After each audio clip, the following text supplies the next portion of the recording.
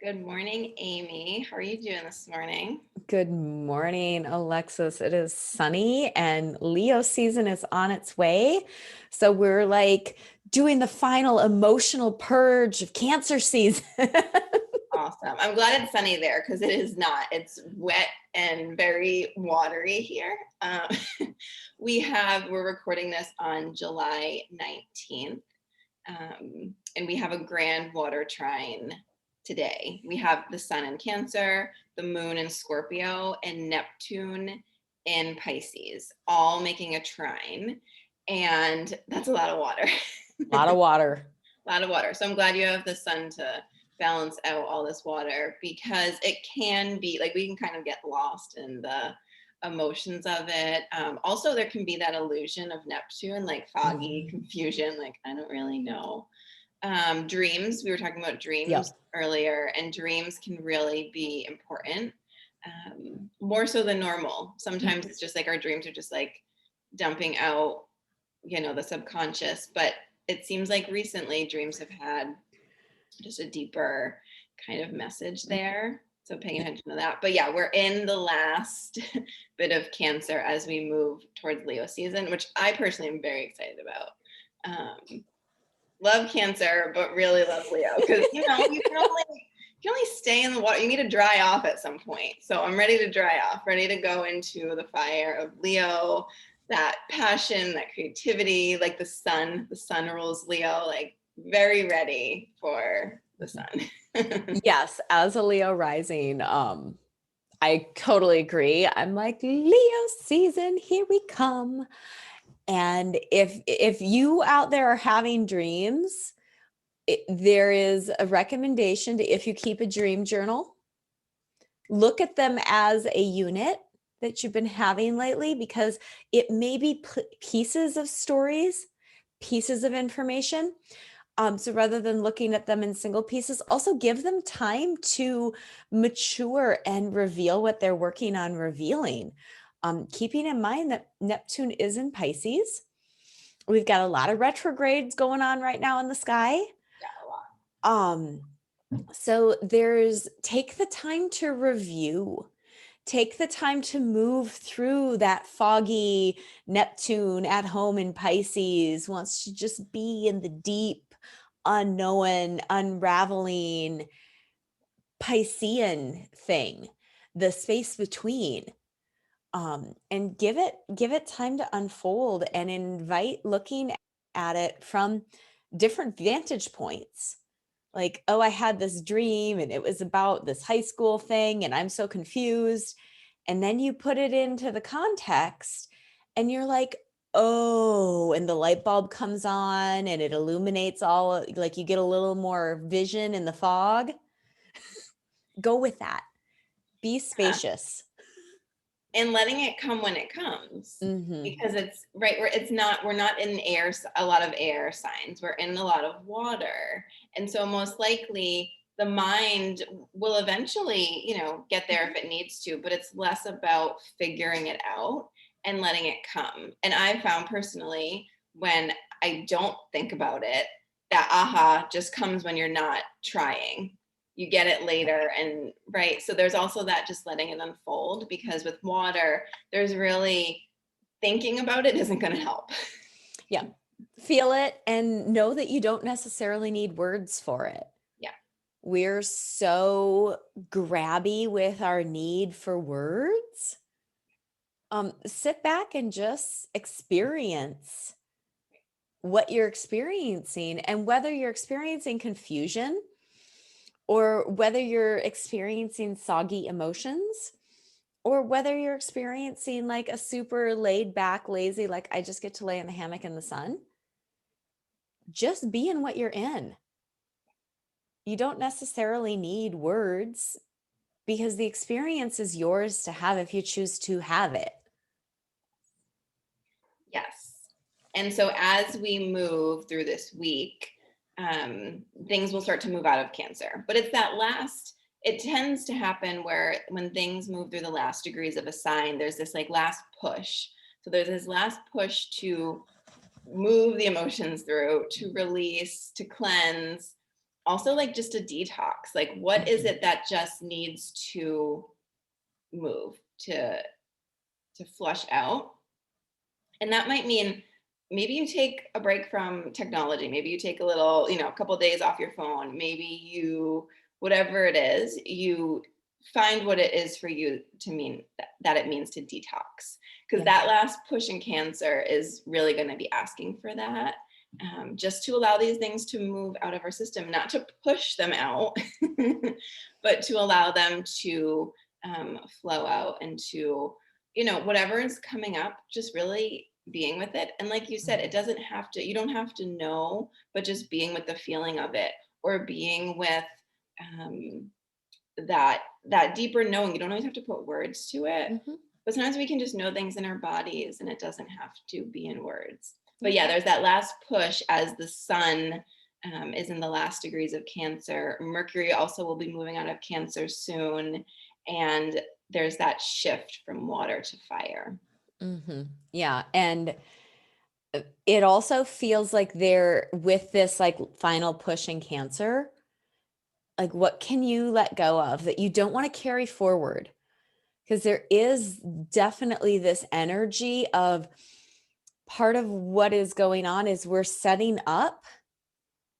How do we want to move forward? Like, we've been the beautiful question of what feeling do you want to manifest in your life that you brought in however many podcasts ago, Alexis, 2, 3. It's all blurry now, right now.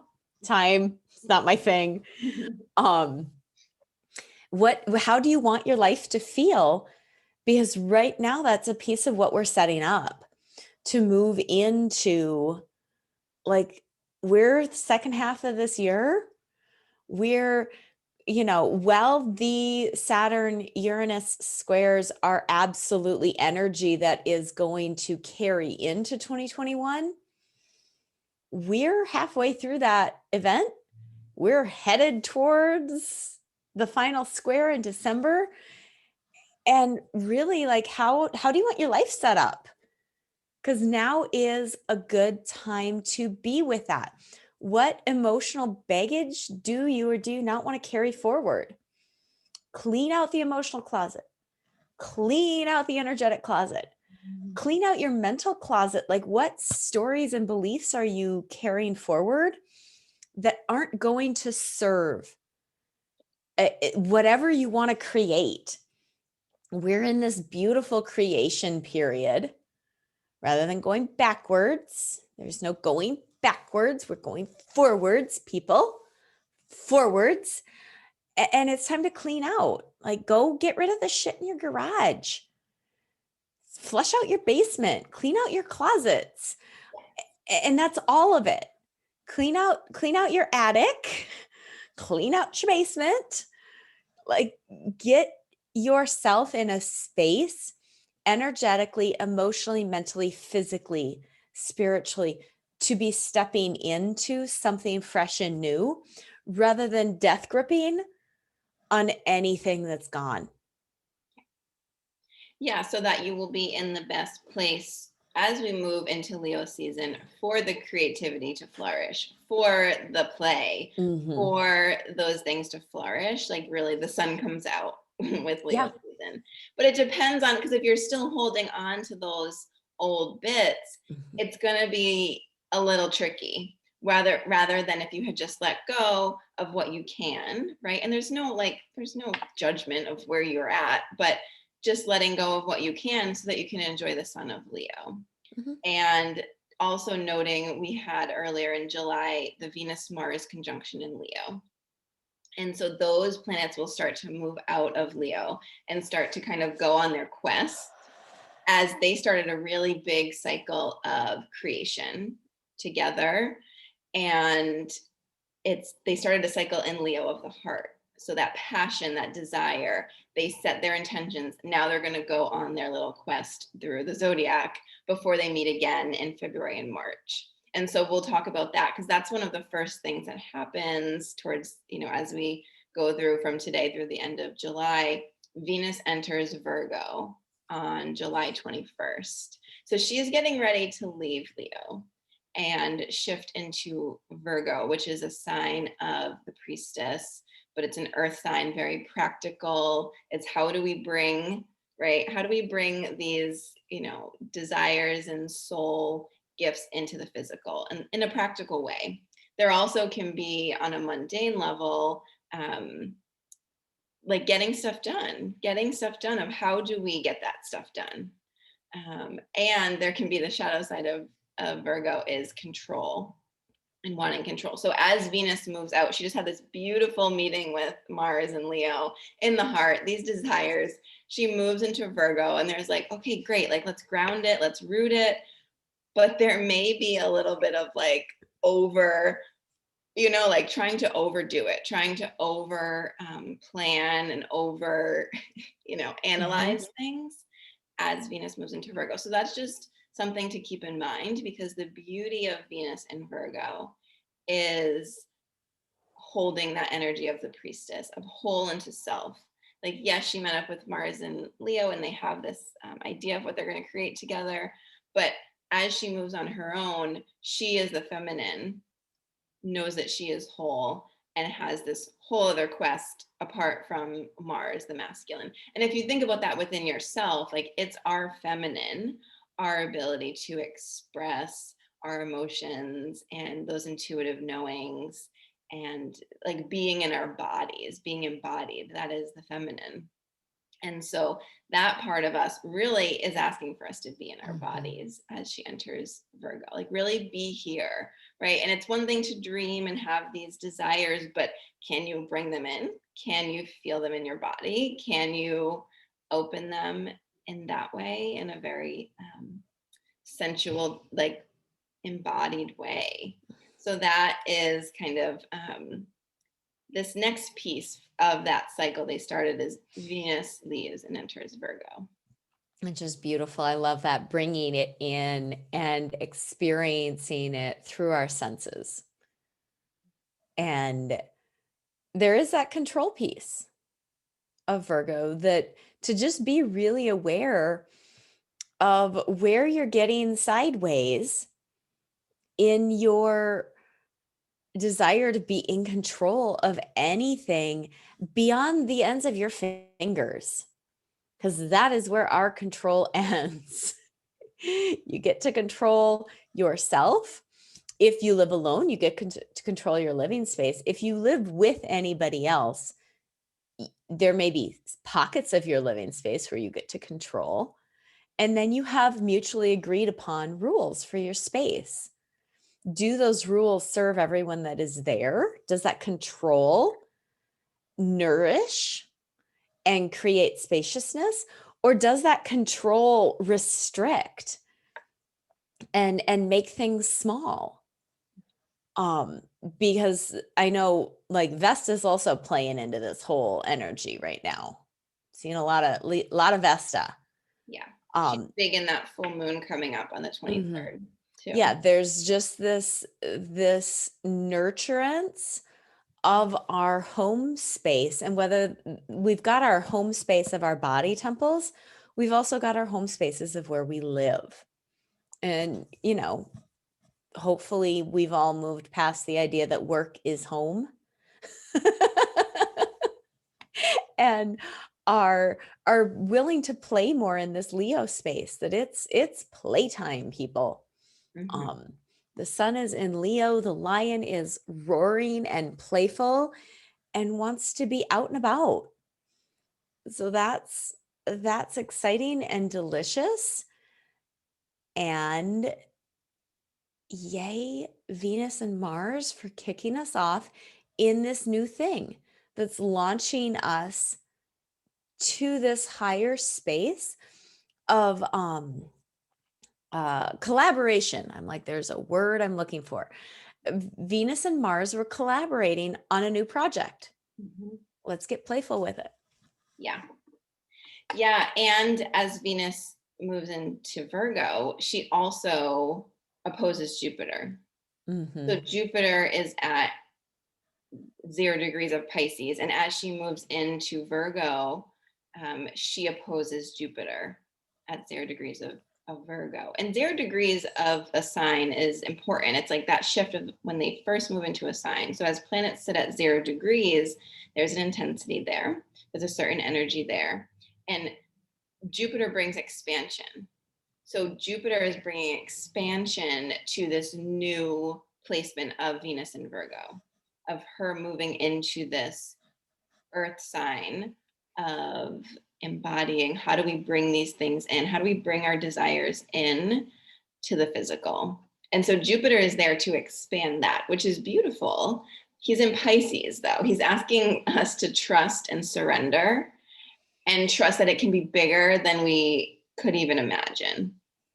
And with that, often will come resistance because our little self wants to, Virgo, control.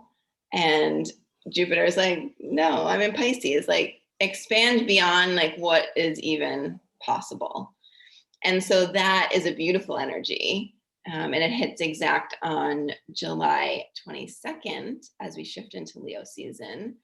But it can come with resistances and our little self can freak out a little bit. So just holding that with a lot of love. And that same day, the sun enters Leo. So it's a big shifting day. Like there's the sun enters Leo, the sun comes out, Jupiter's expanding this energy with Venus. Yeah, it's a big day. The 22nd is a big. My full body shivers there. Like, ooh, that's a big day.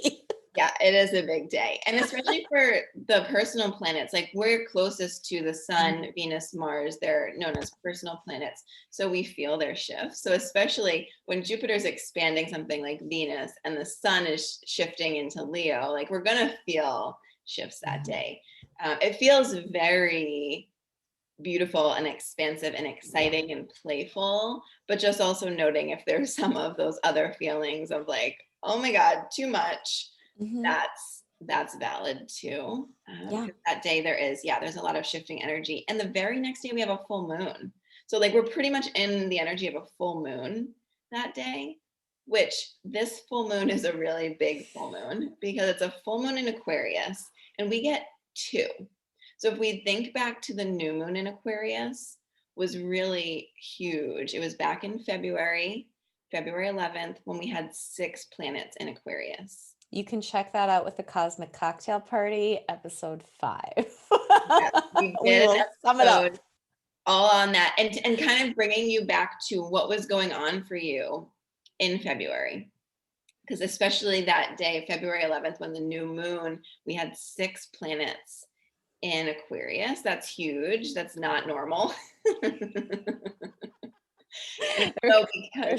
There's a lot of not normal going on. Not normal. And because of that, it's really fascinating that we get these 2 full moons in Aquarius. It's almost like there's not enough time for the unfolding with one full moon. Because with full moons comes the illumination, the peak, the unfolding from the previous new moon about 6 months prior.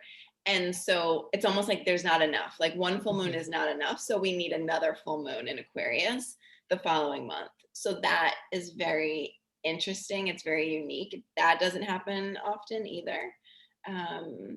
And that is the day after the sun enters Leo. So we'll be very much in the energy of a full moon that day we were talking about, the 22nd, when we have the sun entering Leo, Venus opposing Jupiter. We'll be in the energy of a full moon. And it's not just any full moon, it's a full moon where 6 months ago, there was some really big energy starting in Aquarius, that sign of the revolutionary, that sign where Saturn and Jupiter had their great conjunction. And they're like, we're gonna change things up and shift things radically this year and the next few years, because Saturn is in there for 3 years. And so he has 2 years left. Yeah. So it's like, it's big. It's a really, those couple days, it's pretty huge, big energy. So also don't get overwhelmed. Enjoy the exciting and the expansive, but yeah, really like grounding yourself and like just taking some deep breaths, getting outside, going on walks, doing what you need to do. I actually remember myself saying this back in February with that energy of all the Aquarius energy. Mm-hmm. And so now we're having a full moon in an air sign. It can be we can be very Eddie. heady in our heads. We can be Mm-hmm. very like just overwhelmed and up here. And we want to bring ourselves down. We want to ground down. We want to spend time outside, whatever it is that grounds you, being in your body, nourishing yourself. Because yeah, it's going to be, I'm very excited as a Mm-hmm. sun in Aquarius. I'm very excited for this energy, but it's even for me, it can be a lot. I remember the new moon back in February. I was like, okay, I really got to ground so that all of the insights, because there can be really beautiful ideas and insights and just like allowing ourselves to think in a completely new way about anything and everything.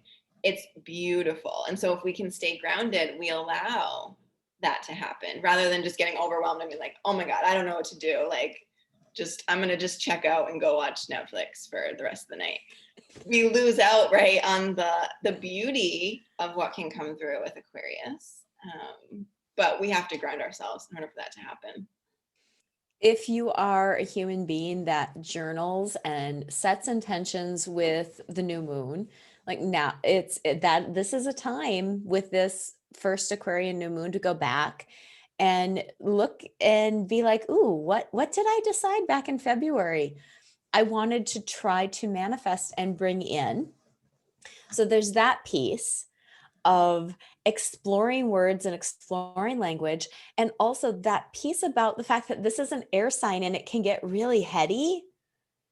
For those of you out there that are super into words and language, and I gotta I gotta create a word story around this, like let that go, shut that off, bye-bye, ground down, get out of your head and get into your body, and bring it down and see if there are ways to release all of that word noise, all of the thought noise, and just experience the energy from a grounded place, from an in my body place, from a, I'm not looking for words or stories or try to make a description of this.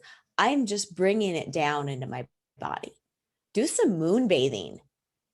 Like, especially here in the Northern Hemisphere, like the weather is great.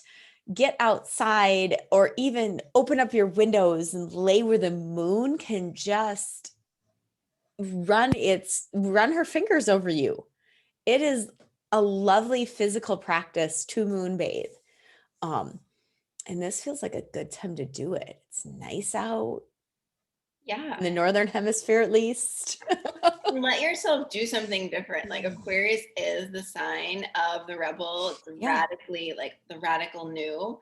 Allow yourself to be in that space of both in our minds, like allowing the thoughts to come in a different way, like not overanalyzing them, not doing the thing we've always done, but allowing kind of to be the witness.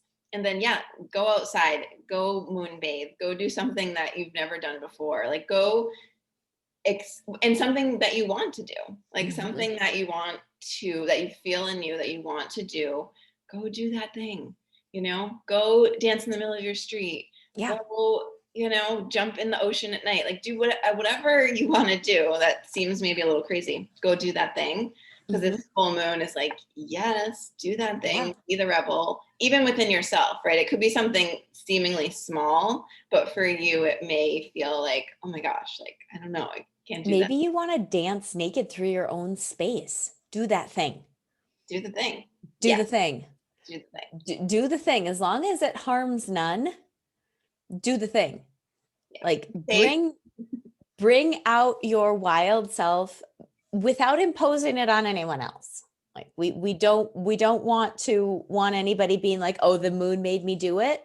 If you're out like causing harm, if you're out in your joy and you're not harming anyone, the moon made you do it. Be safe, set your safe container, like set that safe space so that you can do whatever you want to do and need to do. But yeah, that's the invitation.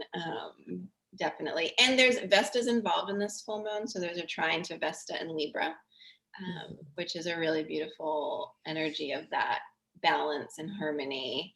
And so, yeah, so feeling into that inner space, that inner temple, I always think of Vesta as that like inner flame. Mhm. And how do you keep the flame lit? Like that's right. And that's coming back to that. What is that Yeah. part of you that's like, "Ah, I just need to do this thing.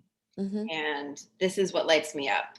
Do that thing because the full moon is illuminating it. It's like, yes, do it bigger Yes. and better. And spending some time with that space, just even if it's, in Mhm. meditation or in, um, lighting a candle, but spending some time with that energy of Vesta because she is that inner flame that is always there, but we want to keep lit and fuel Mhm. and listen to so that that can light us up and move us forward so that we're doing it from a fulfilled place. And that she's in Libra is really beautiful too. Newly in Libra, she had just moved into Libra, um, is a really beautiful sign of balance and Mhm. harmony and relationship and coming into that relationship within yourself. Because Vesta is very much, she's a priestess. She is that inner flame within. Like, no matter what happens, I'm okay. No matter Mhm. what happens, I've got myself. And that's the energy that is coming right in line with that full moon, which is really yummy. Yeah, that home hearth balance, inner flame, this Leo playfulness, as like literally my cat Leo is walking. My whole setup is shaking wildly.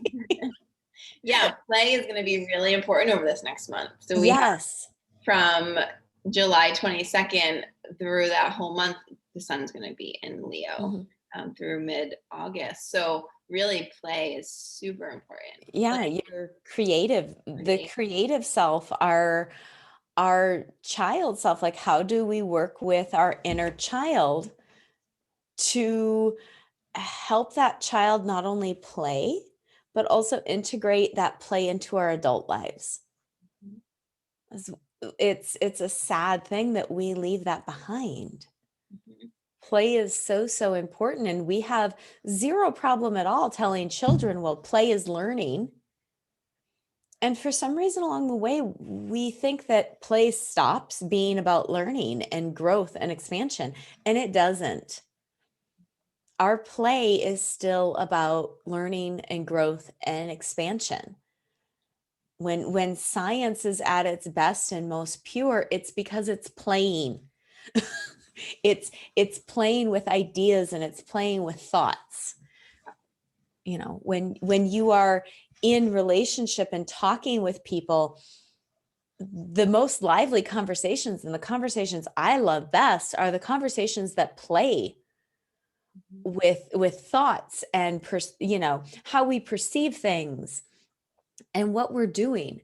So it doesn't necessarily need to be crawling around on the floor and building block towers. And if that's what you want to do, crawl around on the floor and build block towers. I'm in full support of that. Yeah, Or yeah. yeah, or find what speaks to you. Maybe conversation. Playing with conversation is what speaks to you. Maybe you want to go and buy a canvas and just splatter paint all over it. Do that. Right. Yeah, it's whatever speaks to you, and it's not denying yourself that. Mhm. You wouldn't deny a child play. You wouldn't say like you need to be in school and doing homework all day and like quote unquote the productive things that us adults think we need to always be working or producing or, taking care of XYZ. We tend to as adults deny ourselves play because it's, oh, that's just a waste of time, or I'm not gonna be able to get things done. Or actually, no, it's gonna fill your cup and you're gonna get more done. Mhm. And so it's not denying ourselves that play. And yeah, it can be anything. It can be whatever lights you up, whatever you're feeling called to do, right? And you can create spaces for that depending on, your structure of your day.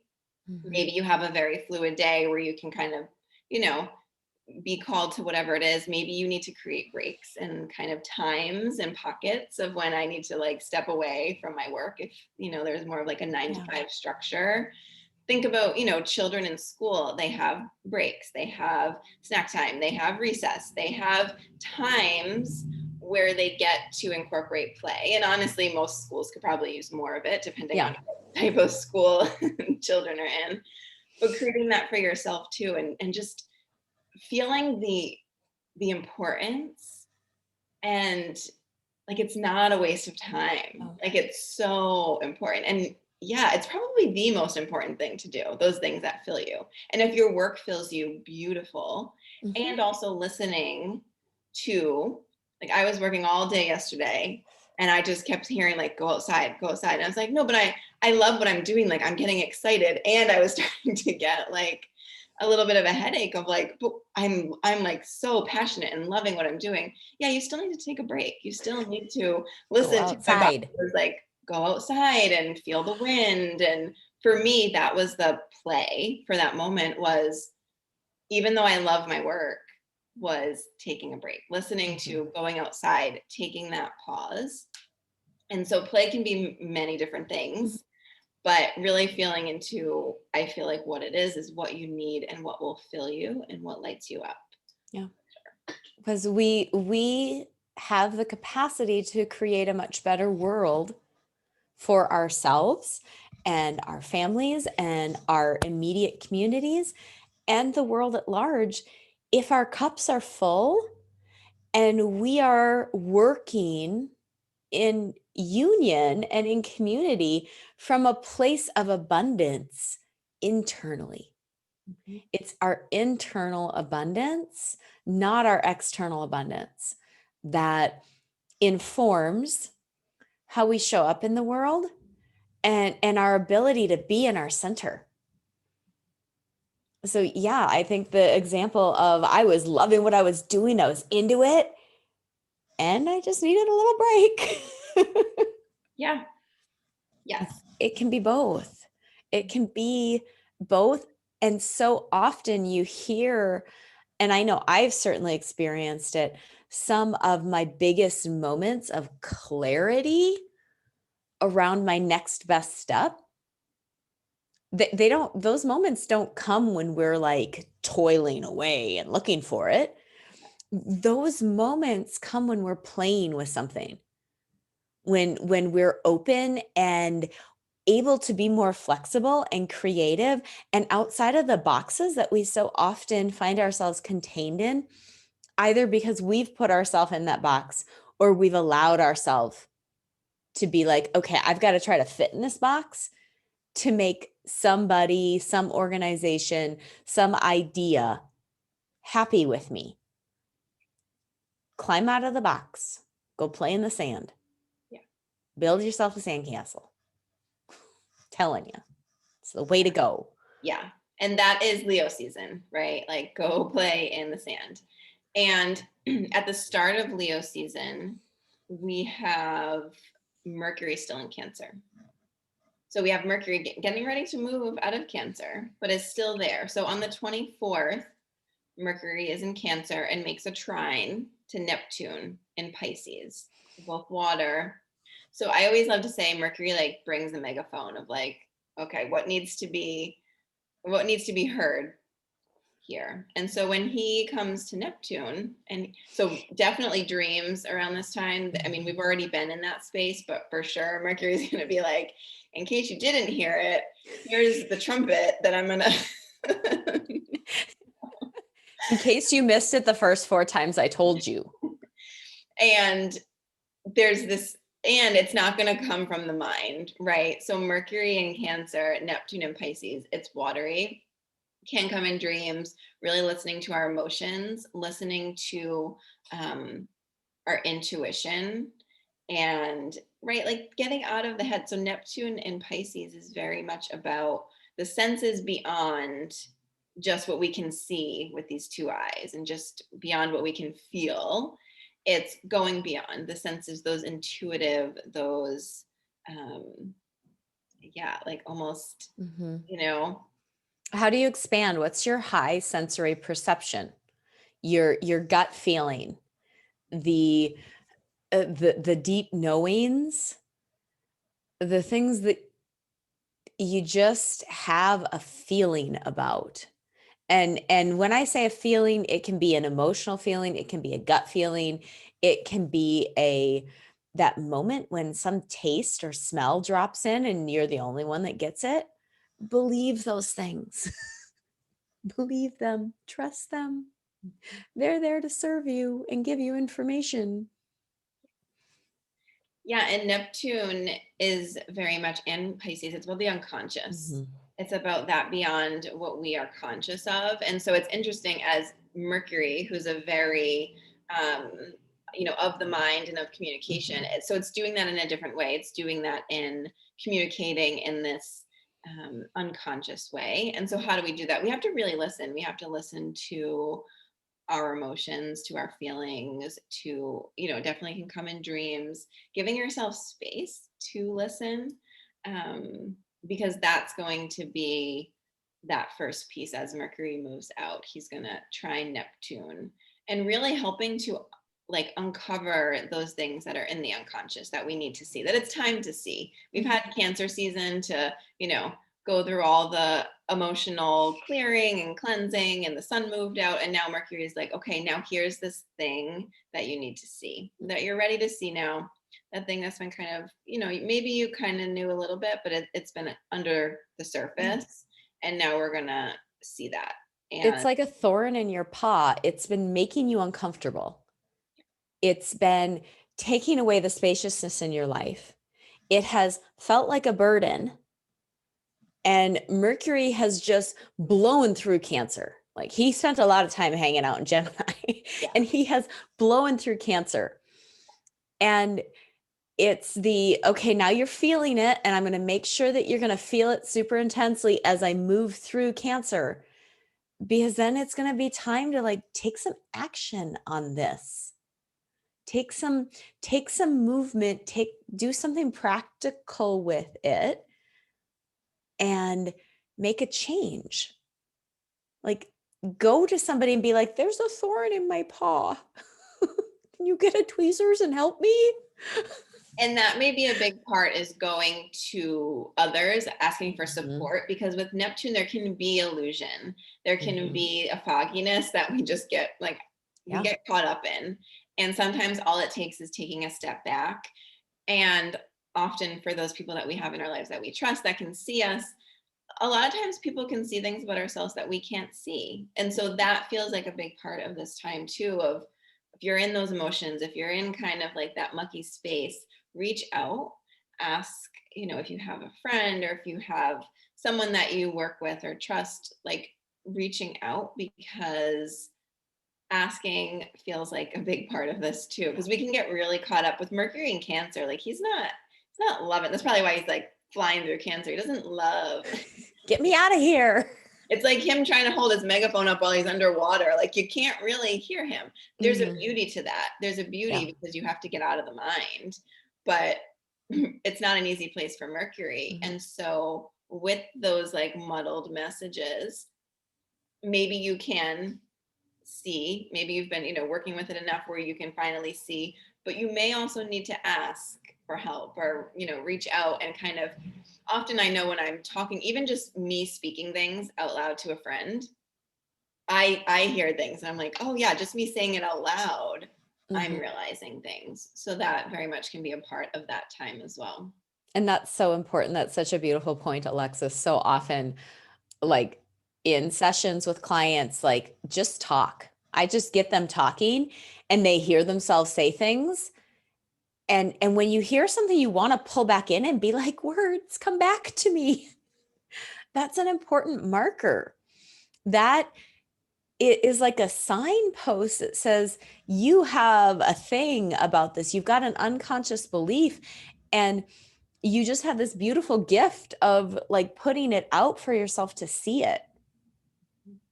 And emotions are messengers. They're not the boss of you. They're just messengers. Sit down, have some tea with them, learn more, ask questions. And hold it too, because you may not be able to see or understand it until Mercury leaves Cancer, and he'll be entering Leo on the 27th. So he will leave Cancer. but that's also, it may just be with the unfolding of it. Like, it doesn't have to that day, okay, I know this unconscious thing, and like, no, it's probably not going to be that.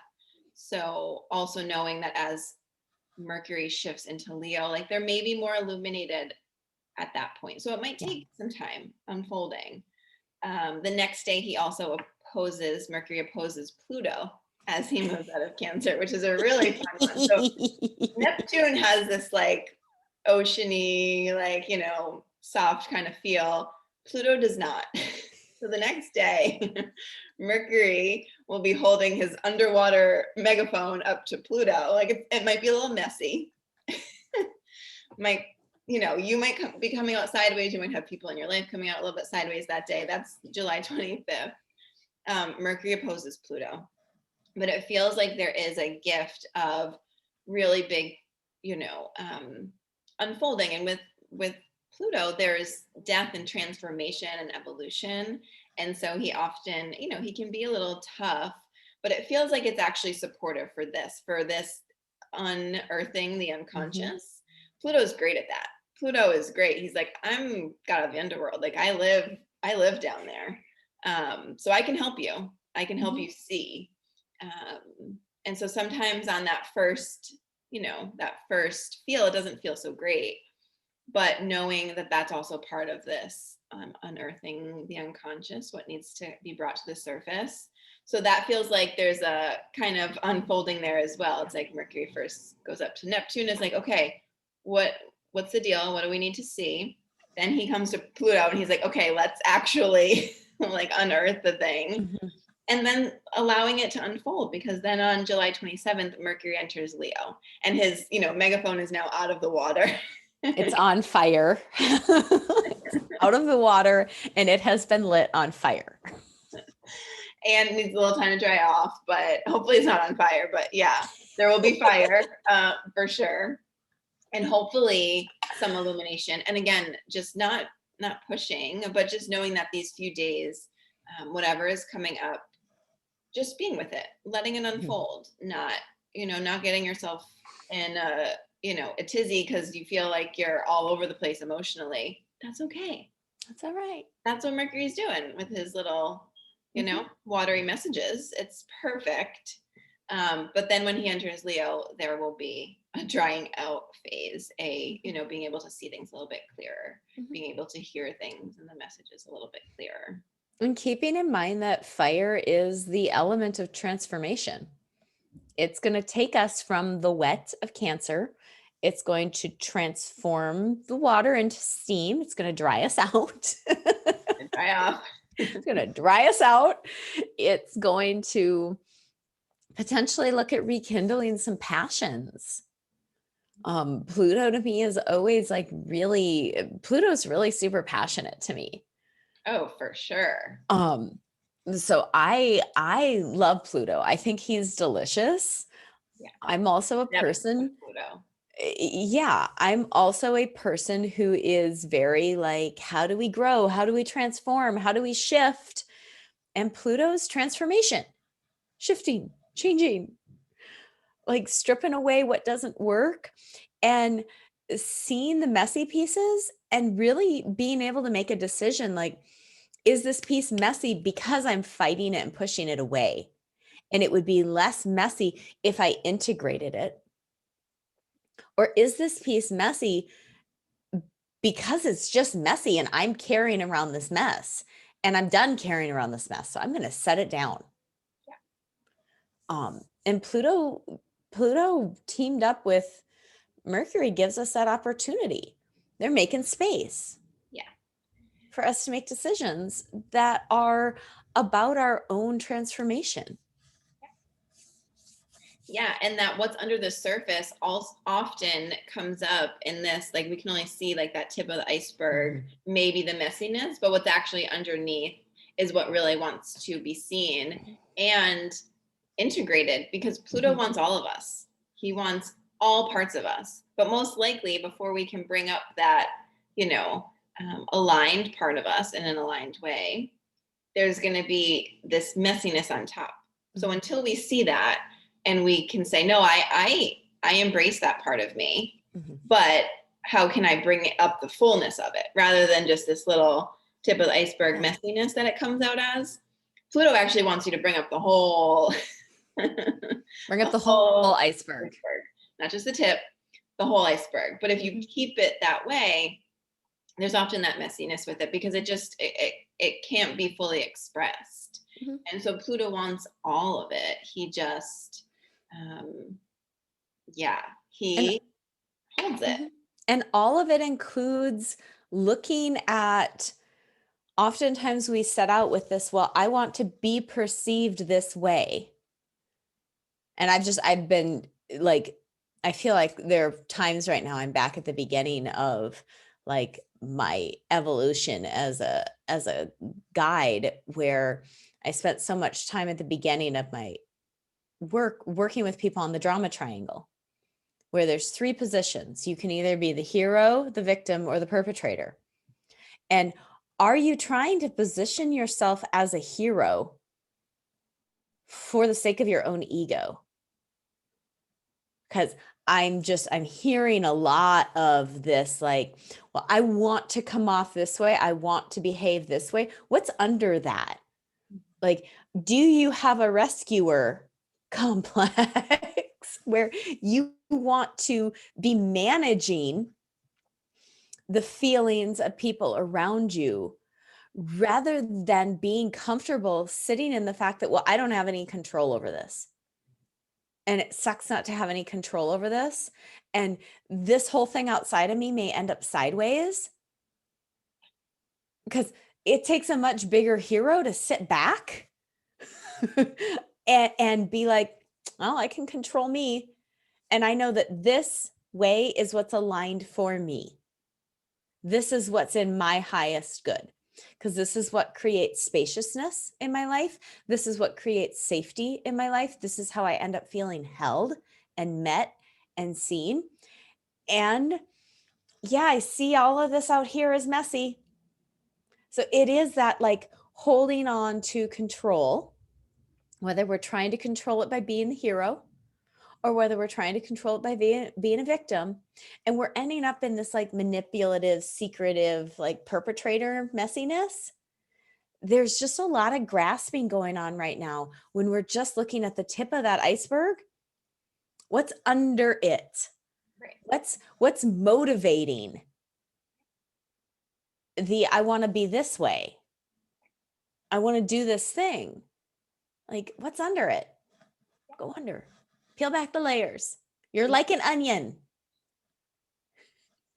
Yeah, and that whole period is really about unearthing that iceberg. Then we get July 28th, Jupiter enters Aquarius. So this is big. So Jupiter is retrograde. He's moving backwards and he's moving back into Aquarius where he started the year. If you remember back to that great conjunction with Saturn and Jupiter, Jupiter started the year in Aquarius, and that's where he'll end the year. He's there through December. So this is really the work that Jupiter has for this year, is expanding this area of Aquarius. And so he took a little, break. He went to Pisces, gave us a little preview for what's to come because he will be in Pisces next year, and really asking us to lean into trust, to surrender, to you have no idea how big and how great it can be. Mm-hmm. But now he's moving back into Aquarius. Like, okay, we had a little preview. I'm telling you guys, trust. But now we need to finish what we started in Aquarius. And so Aquarius is very much this space with Saturn's still there. So Saturn's been there, like, he's like not going to let us forget about Aquarius, of really this revolutionary energy of, and you can look in your chart, and as if you want some clues, because you definitely already know, but just if you want any reminders of what house Aquarius is for you, of what area of your life may be totally revolutionized for this year. And Jupiter is moving back there. So Jupiter is bringing expansion. It's this last bit of expansion. He's retrograde, so there's reflection, and there's definitely some looking back at where he's been. And then he won't go direct until October. So we have a period of time of this reflection, of being with this expansion, inward expansion, as Jupiter is retrograde back in Aquarius where he started. And it's really big because him and Saturn started this as the conjunction, the great conjunction. So they really started us off with huge energy of expansion, and Saturn is helping us bring it in. But also remembering Saturn, it's a 3-year period where he's in Aquarius. So the unfolding of this area for us takes time. Jupiter is just getting back though. He's just getting back there and reminding us, bringing more expansion. And yeah, it feels really big because he'll wrap up the rest of the year in Aquarius. Yeah. And Saturn is, a woman once said that Saturn doesn't make our structure, Saturn holds whatever we create. So Saturn hanging out in this Aquarius space feels beautiful to me because we are being asked to really take a deep look at our structures and really acknowledge like, oh, this doesn't work. So how can we create something new and something more functional? And I love that Jupiter is going to pop back in there and be like, hey, just so you don't forget, like this is a place of time, a place and time of change. Mhm. And it is time to lean into how big this can be and how expansive this could be, and the hugeness of the possibilities. Like that's what I keep feeling, is how huge the possibilities are. Yeah. If we can let go, like peel your fingers off whatever you're holding on to and let go. Yeah. Yeah, it's almost like Jupiter had to give us that message of as he Mhm. moved into Pisces, like you really need to hear this. You really need to hear this trust surrender piece before I move back in because you're not going to believe it. And he is actually conjunct the second full moon in Aquarius. Jupiter is conjunct that second full moon in Aquarius. So the unfolding of it is huge. Like this is big. And it's almost like he had to move into Pisces so Mhm. that he could give us that message of trust and surrender, because it is going to be bigger than you can imagine. And this is, just a piece of it. These full moons bring this illumination and this kind of ability to see things. And knowing we still have the whole rest of the year, especially when Jupiter isn't even direct yet. So, like, hold on to your seats because, like, it's coming. But we can really feel with these full moons, especially that second full moon next month in August, it's conjunct Jupiter, like in Aquarius. Like it's just so good. It's so good. So we'll go more into that on our next podcast. But holy heck, like there's some big energy that's just starting to trickle in the end of this month. And then we get some really big, beautiful energy of Venus and Mars as well to wrap up the month. So, and I'm following them. So I'm also offering Venus and Mars readings, which I've decided to make a staple, at least for now, of this cycle as they move through, because it's so beautiful. It's such a beautiful cycle they create every 2 or so years. And so if you're interested in doing a reading, that Venus Mars offering will be there. But we wrap up the month with some really yummy Venus Mars stuff. So Venus is squaring the North Node. So this can be sometimes a challenge. It can be sometimes really pushing at us, but it's beautiful because Venus is reminding us. So Venus and Mars started the cycle in July, and now she's reminding us of our North Node, of that purpose, of that like soul wants, soul desires, like reminding us of that. And it may come up in a way that feels a little challenging or tense for us because it's square. But ultimately, if we can just let go of that, we can just feel into the beauty that she's delivering. She will be squaring the North Node. Venus will be squaring the North Node on July 29th, which feels like just such a beautiful reminder. Like we're going to need that reminder as we move through all these shifts and all of these things that are happening through the end of the month, that she gets to, remind us of that little flag waving. That's like, go this way. This is what you really want. Oh, that's beautiful. Like my heart just trust is having a relationship with the unknown. And squares, for me, I feel squares as a like, here is an opportunity to step more deeply into your relationship with the unknown. Venus is also about money and power. She's not just about interpersonal relationships or our relationship with ourselves. She is our relationship with money and power. And like, my heart with the North Node Venus square was like, oh, here is an opportunity for us to really explore our own relationship with how do we relate to not knowing what our power is, or how we can have power, and how can we bring that back to ourselves? What is our own power? What power do we have? What control do we have?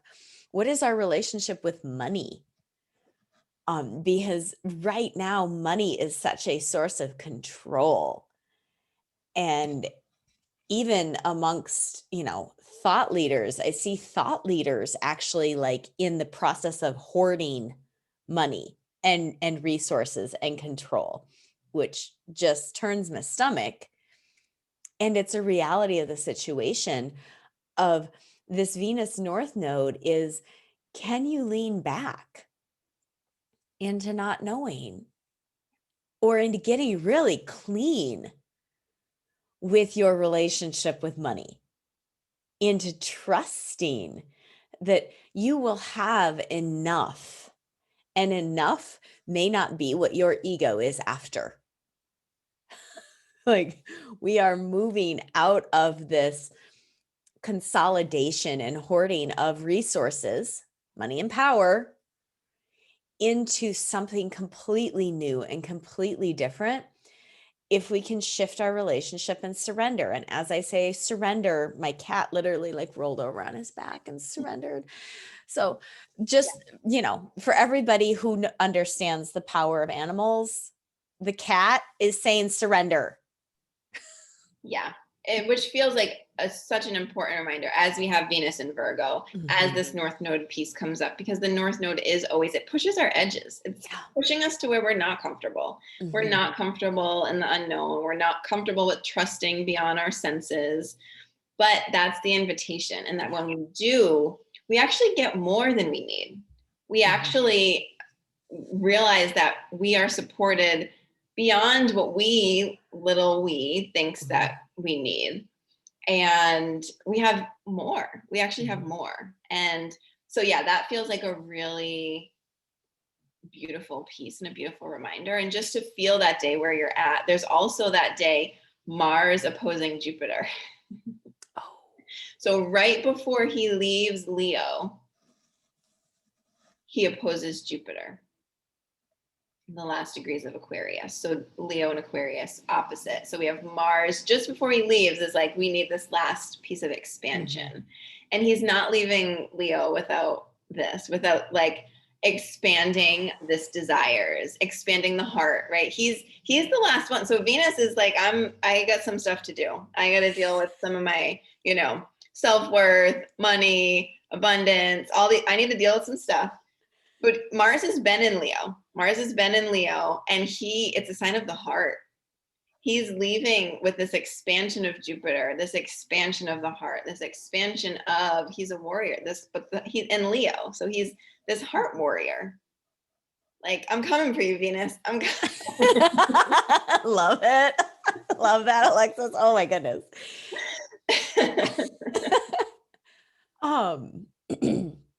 A piece just to bring in like a really practical story of shifting your relationship with money and power.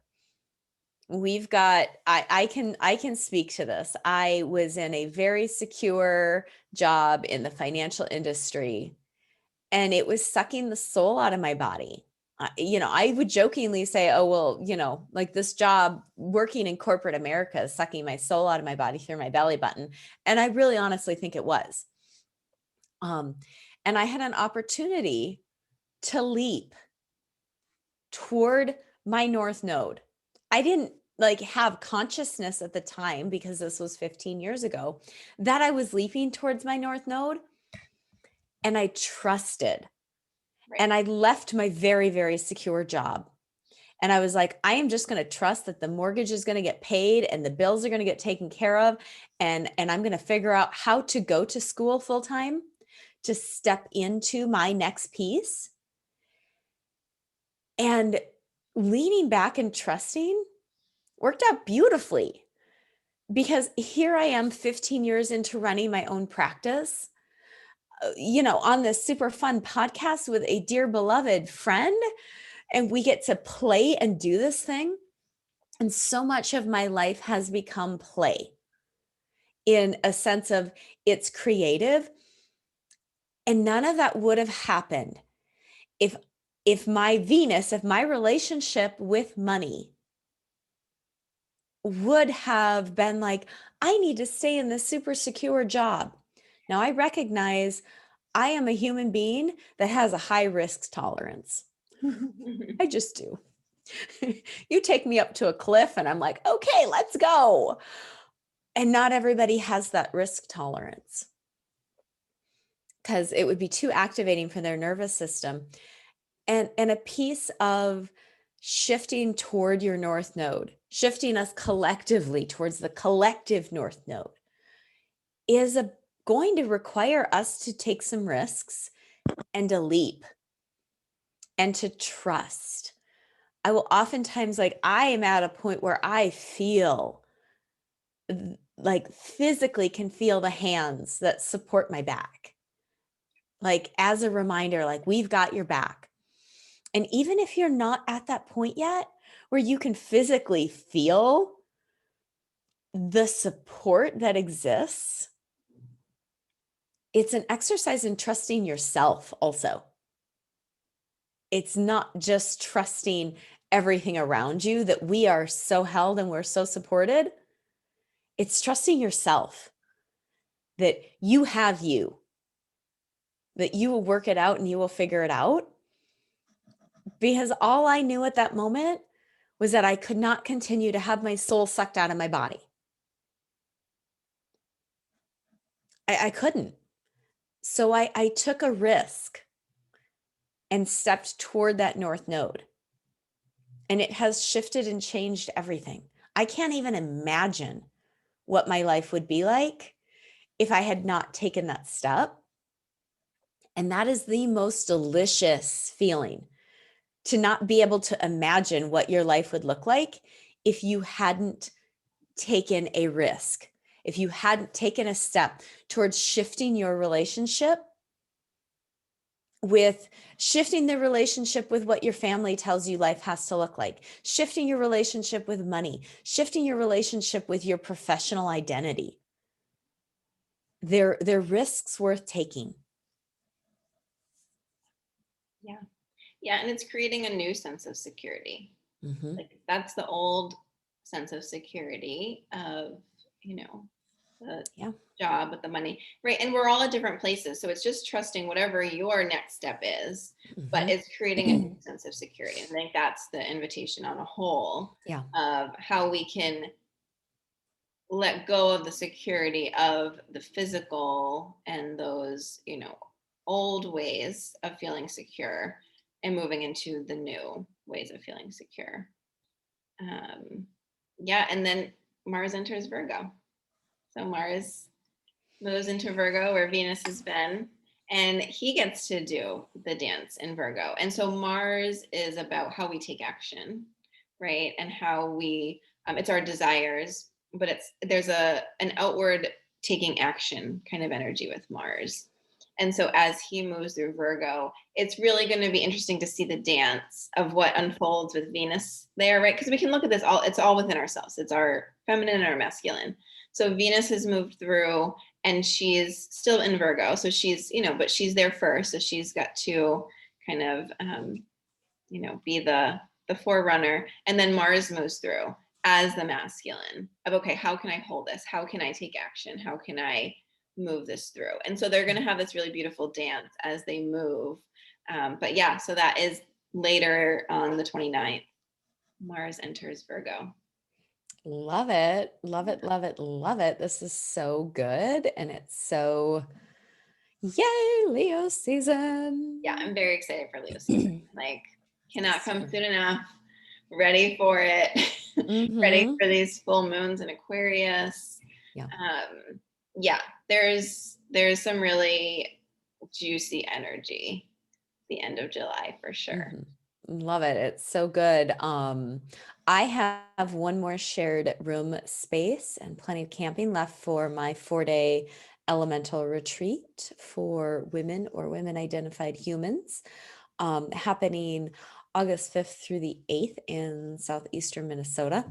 Um, if you need to fly in, ground transportation is taken care of. In the show notes, you will find links to both Alexis's website and mine, which will get you information on her continuing Mars Venus deliciousness and my 4-day elemental retreat coming September 18th. I have a half a day workshop for anybody who wants to come that includes a fire walk. Because, since we're talking fiery Mars, I'll just drop that in. I'll make an official announcement that there's a half a day workshop. This is the first time I've announced that public. Whoa, big moments. So anything else, Alexis? No, sounds good. I'm excited for Leo season, and yeah, we'll be back. We'll be back soon.